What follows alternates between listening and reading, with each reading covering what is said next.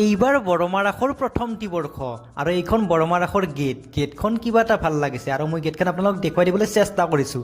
এতিয়া ভিতৰত সোমাই গ'লোঁ আৰু ওপৰৰ লাইটিংবিলাক কি ধুনীয়া লাগিছে দেখিছেনে। মই আপোনালোকক মনোমোহা দৃশ্যবোৰ দেখুৱাই দিবলৈ চেষ্টা কৰিম, আপোনালোকে ধুনীয়াকৈ চাই থাকিব। ভিতৰৰ পৰা সোমাই গৈ আছোঁ আৰু এয়া দেখিছেনে, এয়া মীনা বজাৰ চলি আছে আৰু অসংখ্য মানুহ গাইছ দেখিছেনে মানুহ। আৰু এয়া বড়ো চিনেমা চলি আছে নদীৰ সিপাৰে, এখন নদীৰ বাঁহৰ শাকো দিছে দেখিছেনে আৰু শাকখনৰ ওপৰত কি ধুনীয়াকৈ বিলাক লাইটিং কৰিছে দেখিছেনে।